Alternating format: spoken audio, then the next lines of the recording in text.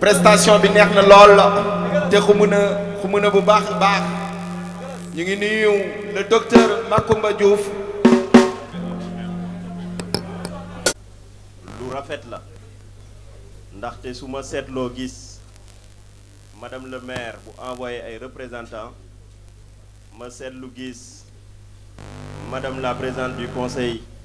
économique social et environnemental mu envoyé représentant su ma seetloo gis conseil départemental de Kaolack mu envoyé représentant ma seetlu gis monsieur Serigne Mboup président de la chambre de commerce de Kaolack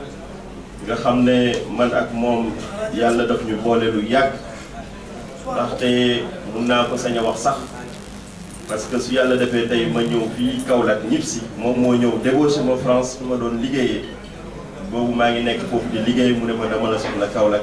mu jëlee ma fa indi ma Kaolack indi ma chambre de commerce de Kaolack donc ma leen doon wax ngeen tàcc loolu bu baax a baax. bu ma seetloo tamit gis docteur Macoumba Diouf mu jógee ba Latmingué taxawuñu dañu woo Kitaan par chaque fois mu wooñu loolu tamit dañ koy rafetlu bu baax a baax. su ma seetloo tamit ma xool gis ay partenaires yoo xam ne ñu ngi fi ñu jàppale ñu taxawuñu ay opérateurs économiques yu nekk Kaolack ñu jàppale ñu taxawuñu loolu dafay jox courage ñu dem de l'avant incha allah plateforme bii nag ñu ngi ko créé officiellement le 6 juillet 2019 wante de manière officieuse ñu ngi ko créé pratiquement depuis le mois de mars 2019 donc mois de mars 2019 ba mois de juillet 2019 dañ doon dajaloo di waxtaan pour structurer encadrer ko avec des documents yoo xam ne suba lu ko mën a tas lu yomb tey moment yi ñuy toll rassemblé nañ 200 cadres qui sont ici et au niveau de la diaspora. On est présent sur 15 pays dans le monde. am na ñu nekk États-Unis am na ñu nekk Allemagne am na ñu nekk Italie am na ñu nekk France am na ñu nekk Canada am na ñu nekk Mali am na ñu nekk Ghana te ñoo ñëpp ay doomu Kaolack waa lañ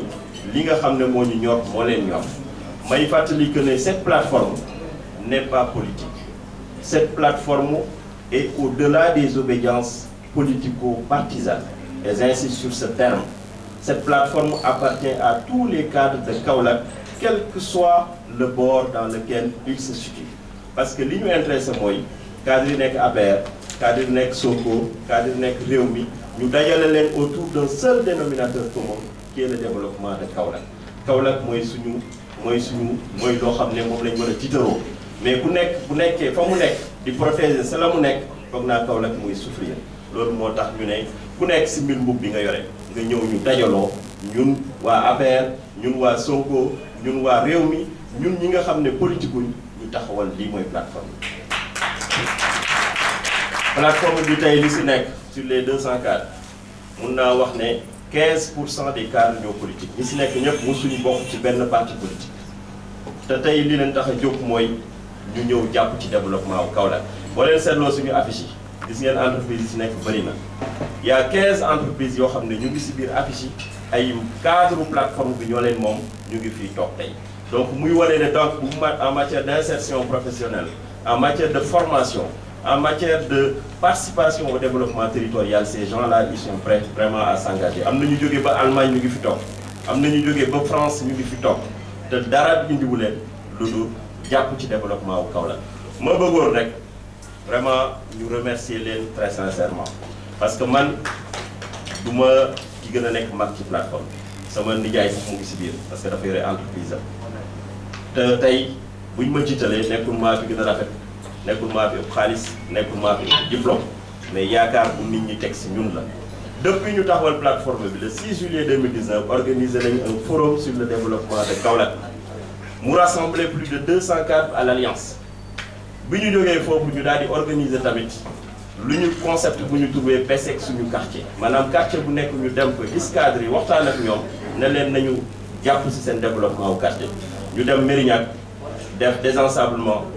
def reboisement ba pare installé ay poubelles ngoon fi ñu dem kër délégué de quartier waxtaan ak population bi sur le suivi de ces plans bi ñu jógee foofu la journée mondiale de l'entrepreneuriat ñu organiser ko Kaolack ren indi suñuy cadre jël école yi nga xam ne ñoo nekk Kaolack ne leen indi leen seen i élèves ñu dajaleen ak cadre yi ñu wan leen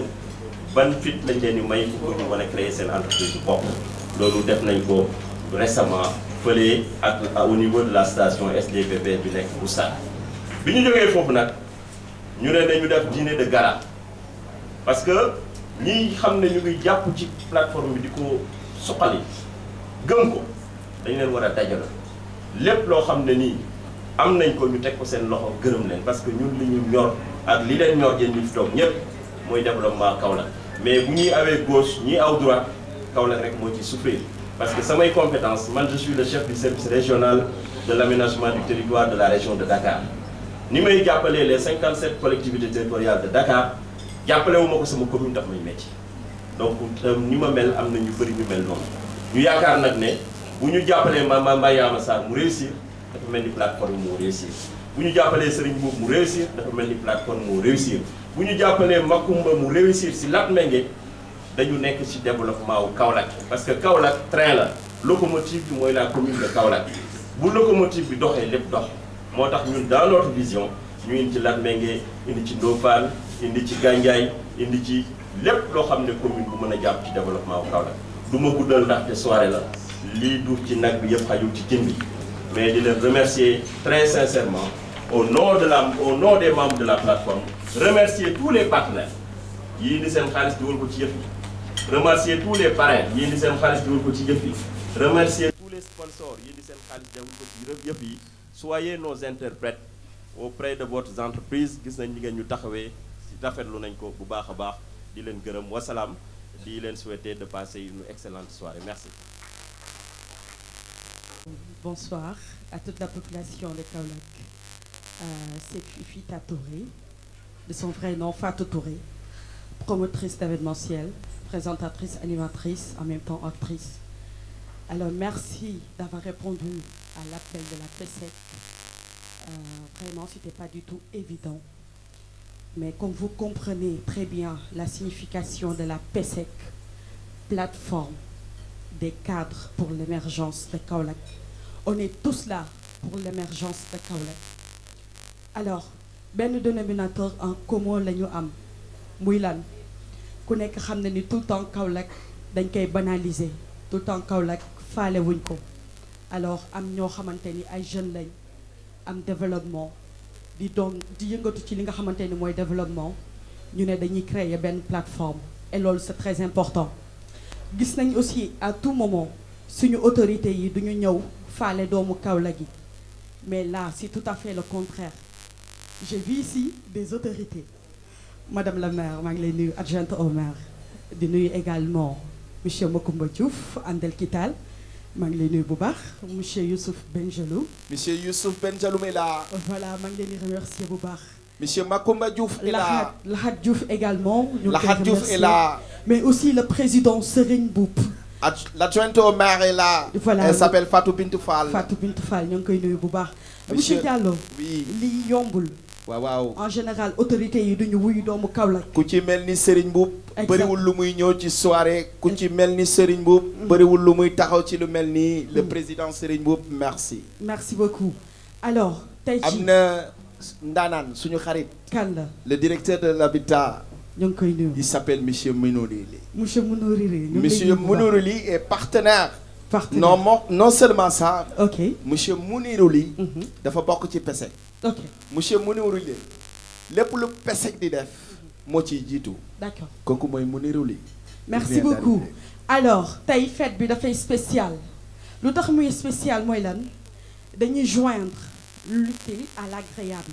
tey dinañ dellu ngoyaan ku nekk Kaolack xam Kaolack ci dëkk culture ku nekk Kaolack xam Kaolack ci dëkk boo xamante ni dafa riche ci lan la riche mooy lan Kaolack dëkku Carrefour la Kaolack képp fu nit war a dem foog nga jaar Kaolack donc xorom si fii la nekk Kaolack capitale du Sénégal dañoo baaxee yóbbu ko Dakar mais dama bañ capitale du Sénégal Kaolack la ndax Kaolack fii la xorom si nekk Kaolack fii la arachide bi nekk Kaolack fii la autorité yi gën a nekk ci Sénégal dëkk Kaolack également. tous les anciens premiers ministres du Sénégal. fii la ñuy jàngee ci lycée Valdiodio Ndiaye. tous les anciens premiers ministres du Sénégal. aha fii la ñu dëkk. fii lañ dëkk. Dans le Sine et le Saloum. Dans le Sine et le Saloum. Merci. Donc aussi, on salue la présence de tous les membres de l'APEX. Merci. di leen wax Merci tey la reine du Sine Saloum. Ngoyaan dina am. ba waaw ak lan. ak Ale Mboup. Ale Mboup. Ale Mboup dina ñëw. balaa loolu instant bi lan mooy ñëw démarrer. Yaya Guissé dina ñëw. Yaya Guissé dina ñëw. waaw waaw. donc ñu fay ree. Nous allons donner la parole à la qui? commune de Kaolack. Nous allons donner la parole au représentant du maire de Kaolack, la mairesse Madame Mariama Sarr. Je vous dis, monsieur Diallo, kii moo tax madame Mariama Sarr bëggatul sax ñoo Kaolack parce que lu bëri fii moo koy gérer moog Laxat Diouf donc dañ ko jox parole madame la mairesse. Elle s'appelle Fatou Bintou Fall. De son vrai nom. Elle est accompagnée par Abdoulaye Diouf. L'homme fort de Kaolack. Non, c'est une force tranquille. maa la wax lii en plus il est jeune. Il est te lu jeune. ma neex ci fii jotaayu jeunesse la et loolu c'est très important madame Fatou Bintou Fall.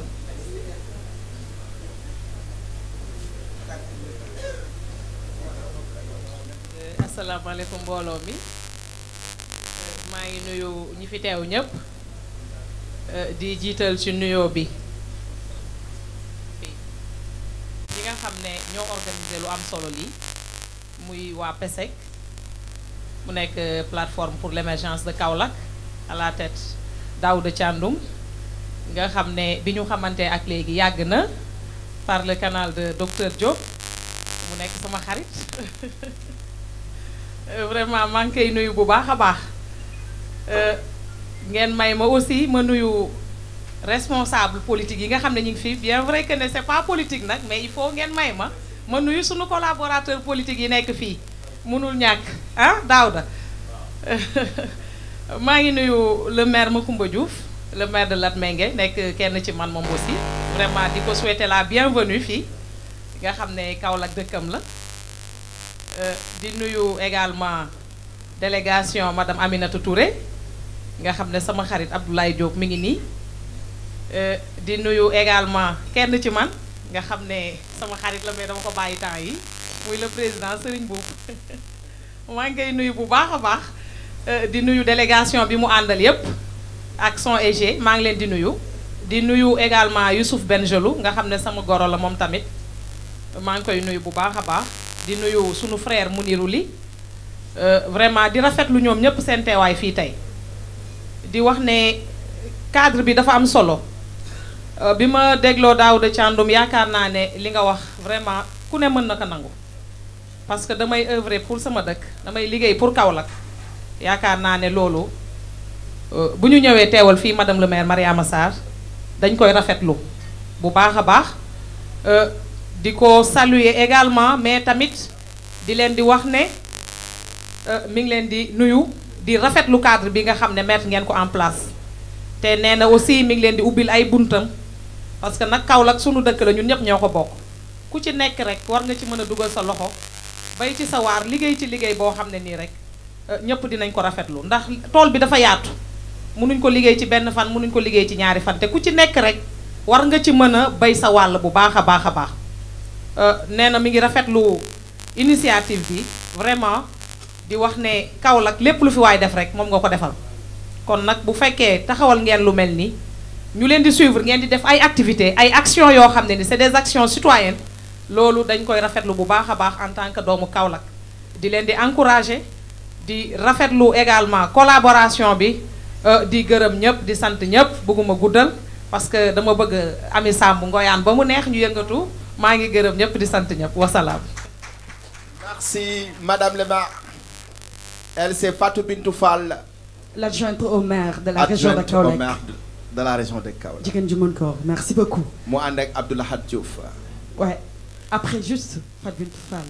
Après Fatou Bintou Fall c'est le représentant ou la représentante de la présidente du 16. Du 16. Conseil économique, social et environnemental. D'accord kon na ñëw léegi nii ñu jox ko parole. C'est le présidente conseil économique social et environnemental madame Aminata Touré di avant may délivrer message am di gërëm waa PESEC bu baax a baax a baax di leen wax ne leen bés bi moo toll nii moo tax présidente yónnee délégation bu toll nii yaakaar naa ne tey normalement tonton Alex moom moo waroon wax parce que moom suñ kilifa suñ lépp la ñu ànd ak ñoom chargé mission yam muy Seynabou Niang responsable la Mamadou Lo ak Ibra Ndiaye ak vraiment délégation bu am solo madame la présidente nag daf ne comme moom nu mu faralee di ko defee moom mooy ne suy jël discours rek day njëkk a nuyu madame le maire Mariama Sarr mi nga xamante ne mooy buntu Kaolack donc yaakaar naa ne ni ngeen ko teglante nii sax am na lu muy firnde donc ñuy chargé rek vraiment madame Fatou Windou Fall adjointe au maire mu jottali ko nuyoo boobu ak Abdou Lahat mon frère di nuyu président Serigne Mboup di ko jottali nuyoo également madame la présidente mi nga xamante ne moom tamit doomu Kaolack la wax dëgg yàlla mi ngi jéem lu mu mën mais moom tamit honorable la parce que conseil économique la nekk yàlla dafa def ñu ñoo fa nekkandoo man conseil spécial u présidente la mu doon ko am taxawaay également ci conseil bi di nuyu le directeur de l'horticulture suñu mbokk suñu xarit suñu nijaay donc docteur Macoumba Diouf mi nga xamante ne moom tamit kenn la ci Kaolack yaakaar naa néew na nit di def dara te dugal si loxo donc docteur ñu ngi lay jotali nuyoo présidente di nuyu également le directeur Mounirou Ly mi nga xamante ne moom tamit wax dëgg yàlla amul benn activité buy am Kaolack te taxawu fa dugalu si loxoom également di doon ku ñu ràññee di nuyu monsieur Bengeloun nga xamante c'est un frère ku am taxawaay message bi nga xamante ne moom la bëggoon délivrer su fi taxawoon moom te yebal ñu moom mooy ne mi ngi gërëm bu baax a baax waa PESEC parce que ku dégg discours président bi léegi moom mooy discours démb bi parce que yaakaar naa bi ñu koy créer dañ ne woon PESEC et la politique donc c'est une ouverture te yaakaar naa ne li ñu réussir nii tey lu rëy la yombul muy am maanaam tey nga dajale ay délégation yu toll nii ci benn salle donc vraiment madame la présidente mi ngi leen di gërëm di leen sant ci côté boobu di leen wax ne leen nag ngeen continuer ci dynamique bi ci esprit bi parce que Kaolack benn bopp la kenn mënu koo xar ñaar te yaakaar naa ne tey bu dee dañoo taxaw di xaar waa Dakar ñëw defaruñu Kaolack du gaaw donc lii rek moom moo mën a suqali Kaolack te lépp loo gis cadre def cee baax donc mi ngi leen di ñaanal bu baax a baax di leen wax ne leen bon en tout cas elle sera toujours à vos côtés donc en matière vraiment d'appui de conseil également comme moom conseil économique la nekk te yaakaar naa tey ku xalaat lii nii nga xamante ne moom mooy PESEC liñ ci njëkk a wax côté environnement moo ci njëkk yaakaar naa président wax na ko léegi y a l'économie y a le social également donc ngeen xam ne présidente moom wax dëgg yàlla ci côté boobu lay gën a œuvrer te mi ngi leen ci gën a ñaax bu baax a baax mi ngi wax également ne lii nga xam programme mu président la muy 5-3-5 bi donc loolu tamit mi ngi ciy ñaax waa PESEC bu baax a baax a baax ngeen taxaw si parce que y a les 5 initiatives il y a aussi les 3 je pense programmes et les 5 accès universels donc mi ngi leen si ñaan bu baax parce que PSE vert yaakaar naa ne Kaolack kenn waru leen si njëkk certes fii xorom bi bëri na ak yooyu mais comme ay cadre lañ nañ xalaat nan lañ mën a def ci mel ni docteur Macoumba suñ ko approché yaakaar naa nañ xam yan garab lañ mën a ji ci Kaolack ak yan lañ mën a def surtout au niveau de l'agriculture également ñu xool nan la ñu mën a jàppale Kaolack mu gën a suqaliku d'autant plus que fi mu ne nii mën nañ ne tey problème mu gerte gi am na loolu war nañ ci xalaat problème mu horticulture yaakaar naa docteur Macoumba def na ci lu mu ci ayib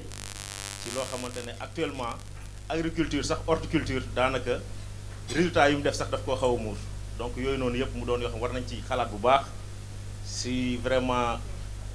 madame le maire jàppale ñu si vraiment président Serigne Mboup jàppale ñu si Mounirou jàppale ñu si yeneen cadre yëpp ñoom Bengeloun yëpp comme ça ñu mën a suqali Kaolack donc loolu daal moo nekkoon message bi nga xamante ne présidente waxoon na ne ñu jàllale ko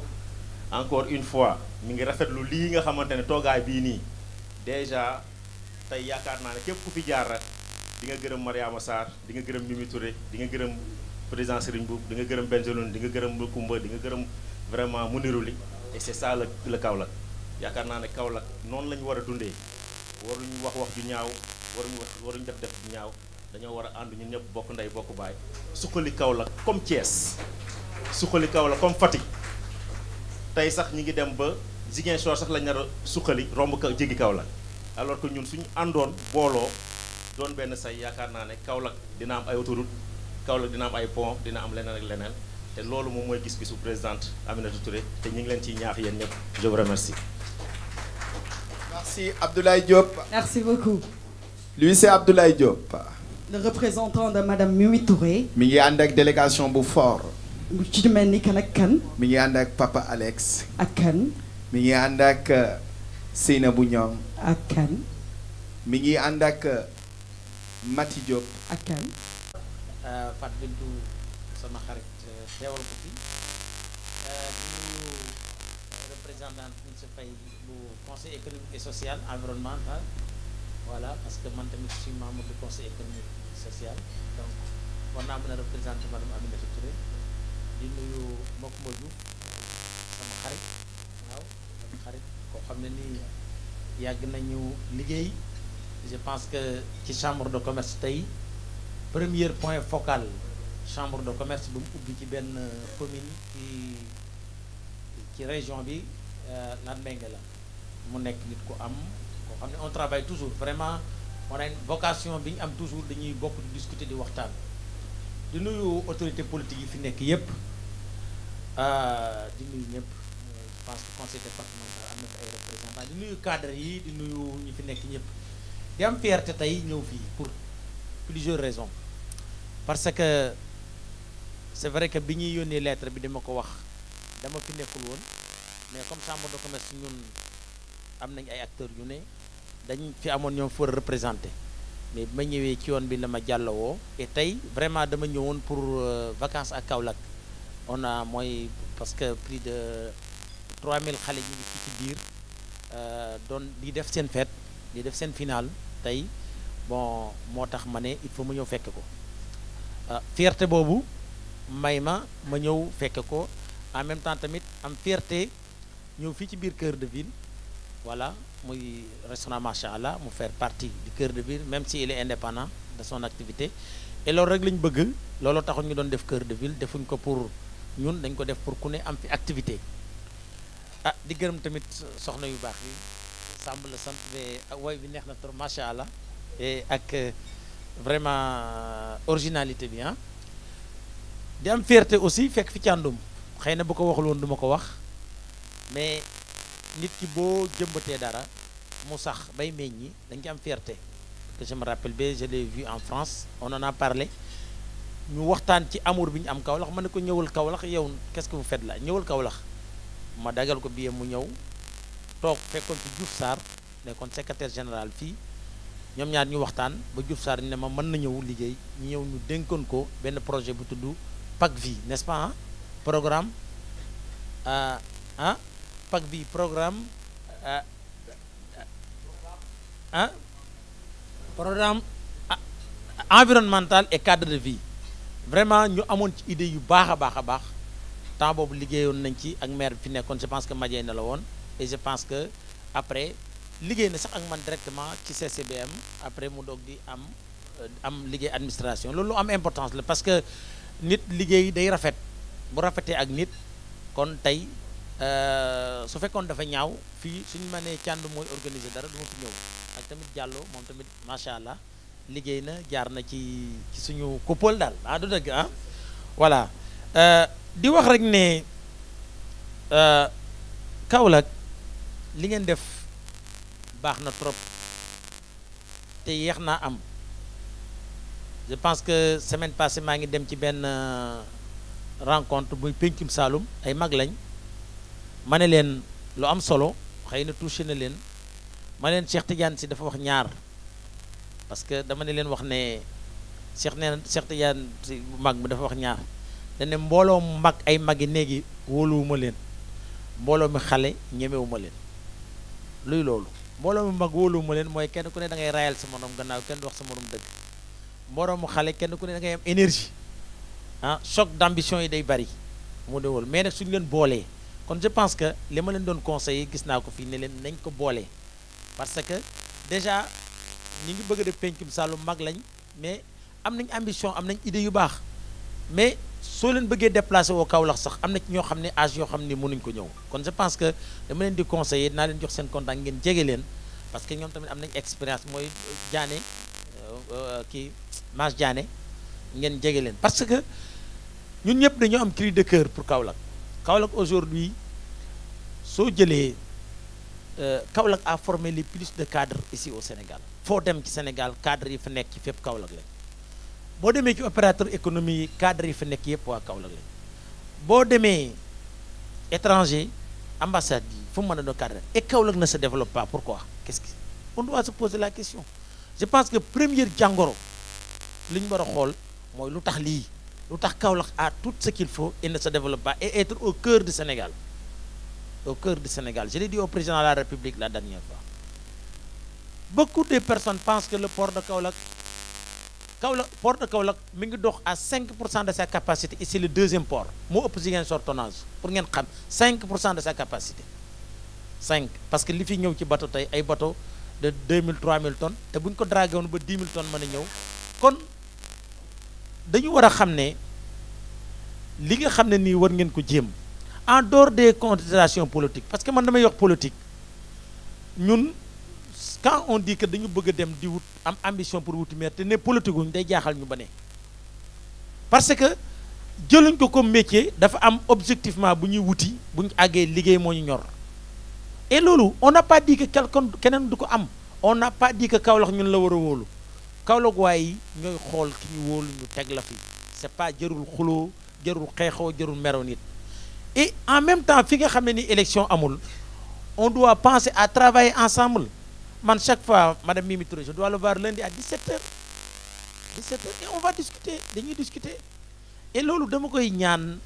muy yéen ngeen dox ko je pense que li yàq Kaolack ak autorité yu bari laa ko waxal qu'est-ce qu'ils me disent que la plupart du temps quand on voit des Kaolackois au lieu que ñu ñëw wax luy développer seen région ils parlent de leur divergence waaw di parlent de leen divergence je me rappelle am na benn jour Kaolackois yi politique yëpp ñu dajoo fenn ci temps boobu Abdoulaye Wade dafa nekk ñu nekk mais ñu ñëw di xuloo ba mu yëg mu ne yéen waa Kaolack da ngeen a bari problème maa ngi jóg wàcc leen et je pense que de temps en temps on a besoin de voir ce que les Saint-Louisiens font ce que les Casamance fait Kaolack ils sont fiers d'être Saloum Saloum mais ils n'exposent pas leur fierté c'est-à-dire être fier d'être Saloum Saloum et exposer ta fierté c'est deux choses différentes et moi j'aimerais bien que yéen ngeen dox ci loolu que nous exposons notre fierté en disant que nous exposons notre fierté je n'ai pas dit qu'on n'est pas fier chaque Saloum Saloum est fier d'être Saloum Saloum et qu'on pense à notre histoire il faut qu'on fait ressortir notre histoire comment il était Kaolack vraiment soo demee chambre de commerce on te donne les livres de Kaolack on te dit ay 1800 tu pensais qu'on est à Paris Morolé Prom tout ça était là les plus grandes industries ici à textile Kaolack le port de Kaolack accueillait plus de 1800 bateaux annuellement deuxième port de l'AOF je ne vous ai pas dit deuxième port du Sénégal si vous regroupez toute l'AOF c'est l'Afrique de l'Ouest ba Tchad mi ngi ci woon et Kaolack était le deuxième port ah su ngeen xoolee sax fii ngeen jaar ci dëkk bi ngeen xool ni mu mel ngeen xool dëkk bi barki dem benn nit laa fi indi mu xool mu ne ma yéen qu'est-ce que vous ressemblez dëkk boo xam dafa développé woon ba pare am guerre nekk ci ruine mooy soo duggee fii da ngay gis ne vraiment y avait de la vie ici banque centrale est là banque centrale Kaolack ah amul feneen amul Saint-Louis xanaa Ziguinchor la amoon parce que lim sori mais Kaolack Sénégal gi yëpp banque centrale moi je pense que vous les cadres pensez à ça essayez d'aller voir toutes les personnes qui ont ñi am ndombal tànk tey commencé ci président de la République commencé ci premier ministre ex-premier ministre Mohamed Boun Abdallah Dionne conseil économique et social président de l'Assemblée nationale premier vice-président de l'Assemblée nationale et que vous leur dites qu'est-ce qui se passe pourquoi Kaolack ne peut pas aller en avance en tout cas nous man côté bi ma man mooy nous les opérateurs économiques on est là pour investir dès que l'environnement est bon on est là pour investir pour donner les gens pour donner xale yi liggéey nit ki tant que amul liggéey il ne peut pas être bien là où il est en tout cas maa ngi remercier ñëpp et chaque fois que vous m'appelez sur des choses comme ça je suis disponible Fatou Bintou maa ngi lay remercier yaakaar naa nga ne lan da nga ma bàyyi nun xaaral madame le maire moo mere nga bàyyi ma waa d'accord waa nekk juwoon naa ak moom nuyul ma ko dégg nga merci beaucoup. Non, non, non, moi, j'ai pas de problème avec personne. Mais j'ai mon ambition de diriger le maire de Kaolack. Et ça, j'ai pas de problème avec elle. Merci beaucoup. Ma ñaanal ko mu gagné ma ma ñaanal ko mu gagné ma ah. merci. tey jii dañuy dugg rek fii ci cœur de ville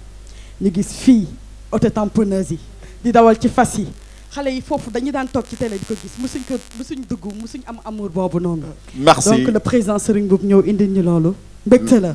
après le président Serigne Mboup kan moo ci topp monsieur Diallo. dañuy jox ngoyaan mu yëngalaat Yaya Guissé yegsi na ñu jox après ñoom docteur Macoumba Diouf. acca bismillah. merci. ani ngoyaan gi.